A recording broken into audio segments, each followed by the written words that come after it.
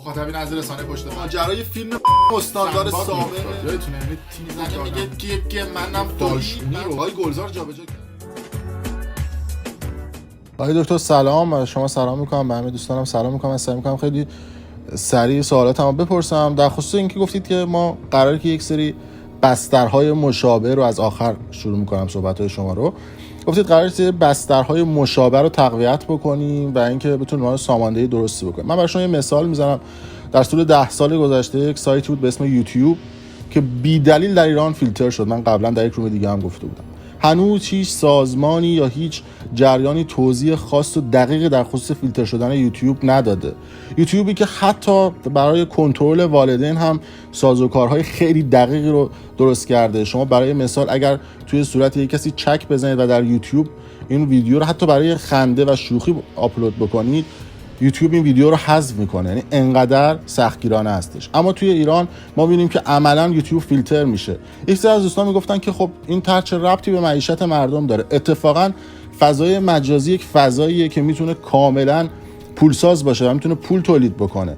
یه سری از یوتیوبرها هستن که داخل دنیا ثروت‌های میلیاردی از طریق یوتیوب به دست آوردن. در کشور آلمانی که من زندگی میکنم یوتیوبرها جزء اشتغال‌ها و جزء شغل‌های حساب میشه که داخل بانک‌ها و داخل جاهای مختلف بهشون کردیت‌های خیلی خوب داده میشه.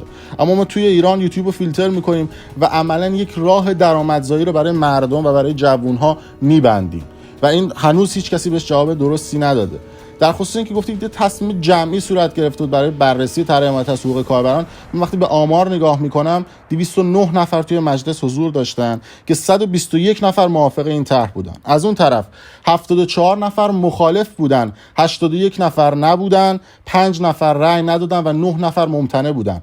اگر بخوایم اینو در یک کاسه قرار بدیم یعنی عملاً 169 نفر توی این طرح دخالت مستقیم نداشتن و فقط 121 نفر اومدن و موافقت کردن به این طرح. این فکر میکنم حتی در سیستم رأیگیری مجلس هم یه باگ وجود داره که 169 نفر مستقیم یا غیر مستقیم روی این طرح دخالتی نداشتن و 169 نفر از نماینده مردم در مجلس بودن. نکته بعدی که وجود داره این هستش که ما میبینیم که سایتی مثل آپارات میاد شبیه سازی یوتیوب رو انجام میده. من به عنوان شخصی که در یوتیوب فعالیت میکنم و یک یوتیوبر هستم بیش از 1700 تا ویدیو در طول 4 سال گذشته تو یوتیوب منتشر کردم که 1300 تا 1350 تا از ویدیوهای من بدون اجازه من و بدون رعایت قوانین کپی رایت در آپارات آپلود شده. اول تمام ویدیوهایی که مالکش من هستم و مثلا کپی رایتش مال من هستش، آپارات بدون اجازه من به عنوان یک یوتیوبر ویدیوهای منو در سایت خودش آپلود کرده و در حال حاضر من حتی یک جمع‌بندی سرانگشتی که کردم فقط به من 7 میلیارد تومان ضرر زده.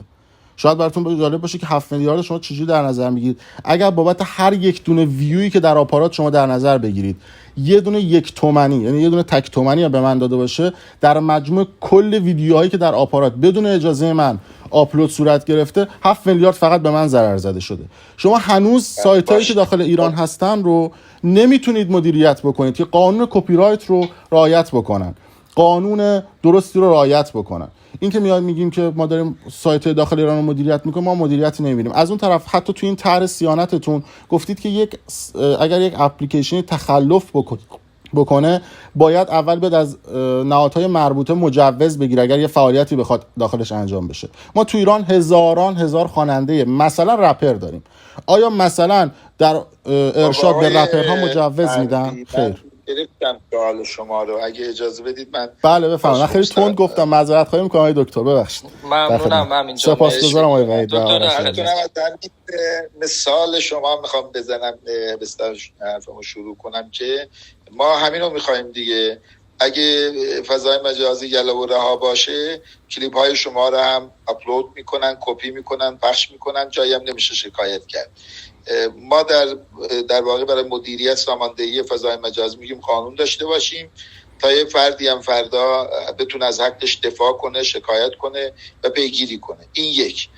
ثانیاً در مجلس اینطوری نیست که بقیه نماینده ها دخیل نباشن. اولا این چون روز آخر مجلس روز چهارشنبه افتاده بود و بخش دوم ساعت مجلس هم بود، معمولا در چنین شرایطی نماینده ها گاهی مرخصی میگیرن، گاهی مراجعه میکنن به وزارتخانه ها برای پیگیری امور مردم. تعداد حاضرین کم میشه، مخصوصا که رئیس مجلس تو 12:36 دقیقه رأیگیری انجام به پایان رسیده بود. 12:36 دقیقه ظهر. بله بخوام همین رو بگم. بله دیگه از ساعت 11 به بعد تعداد حاضرین در مجلس کمتر میشه. معمولا اینطوریه دیگه، روند به اون شکل کشیده شد. چون قبل از اونم درباره کشاورزی ما طرح کشاورزی بود. پس اونایی که میگن که چرا اون نیازهای اصلی کشور رو گذاشتن رفتن در مورد فضای مجازی صحبت میکنن، در همون روز ما در مورد راه و مسکن طرح داشتیم، در مورد کشاورزی طرح داشتیم، در مورد بررسی حقوق‌های نامتعارف گزارش داشتیم و خیلی چیزهای دیگه. برای مجلس همه مجموعه ها رو داره، اینطور نیست که یک نگاه تک‌بعدی داشته باشه. اما در اون مورد اینکه 70 چند نفر مخالف بودن و 50 خرده‌ای در موافق مخالف ثبت نام کرده بودن، 50 خرده‌ای هم، به این معنا نیست که اینا با طرح مخالفن یا موافقن. اینی که در اون ستون مخالفین ثبت نام کرده بودن یا موافقین ثبت نام کرده بودن، نظر درباره اصل 85 بود. یعنی 74 نفری هم که جز مخالفین نوشته بودن با اصل 85 شدن مخالفت میکردن، نه با اصل طرح. میگفتن که ما این بحث رو در همون صحن مجلس بحث کنیم، همه هم ببینن که مباحثش چیه. از اون طرف هم اونایی که موافق اصل 85 بودن، اونا میگفتن که این طرح تخصصیه، ما از نظرات کارشناسای زیادی استفاده کنیم، ببریم در کمیسیون تخصصی که 8 تا کمیسیون هم عضویت داشته باشن اونجا. بنابراین این یه بحث شکلیه، نه اینکه نسبت به اصل طرح موافق و مخالف این رو نشون بده. در کار شکلی یک پارلمان، یک مجموعه هم از این موارد اتفاق میفته. بنابراین شما نمیتونید چنین برداشتی بکنید که 160 نفر دخیل نبودن در این قضیه، چون کار بعد از این شروع شد. حالا رفت در کمیسیون تخصصی، کل مجلس میتونه اونجا بره نظر بده. در سامانه داخلی مجلس در 2 مرحله هر طرحی در سامانه قرار میده. شب و روز هم نمایندگان این تبلتی که سامانه در اون نصبه میتونن ببینن، پیشنهادهای خودشون رو بنویسن.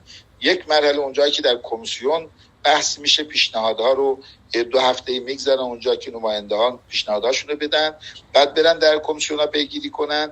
بعد زانی که از کمیسیون هم خارج شد میخواد بیاد برای صحن، دوباره همین طرح رو میگذارن در سامانه، مجددا نماینده ها میتونن پیشنهاد بدن.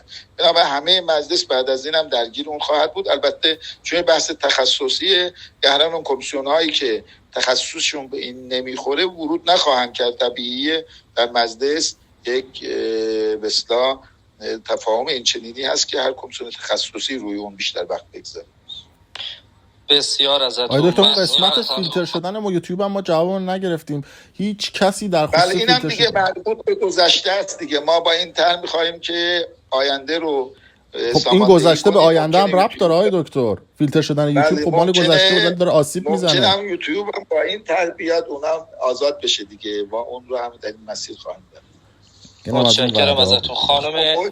تک تک افراد آزادن، هر گروهی رفتن، هر کجا رو مطالعه کردن، حتی از هر فیلتر شکنی استفاده کردن.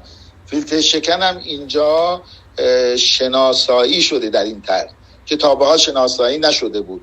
یعنی به شکلی که گفتن فیلتر شکن ها هر کسی استفاده کرد مشکلی نداره، اما کسی که عمده فیلتر شکن تولید میکنه یه حکمی درباره اونها آورده است. این طرح مسیر رو به اون طرف میبره که حتی فیسبوک هم میتونه آزاد بشه، توییت هم آزاد بشه و خیلی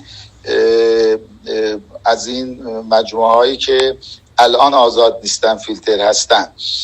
بله سوال جدی هست، سوال خوبیه که ممکنه اینا نیان یا در شرایط تحریم نتونن بیان. البته ما تلاش خواهیم کرد که با اقتدار انشاءالله تحریم ها برطرف بشه. وقتی تحریم ها برطرف بشه چطور شرکت های سرمایه گذاری گسیل میشن به طرف ایران، این شرکت ها در فضای مجازی هم حتما خواهن آمد.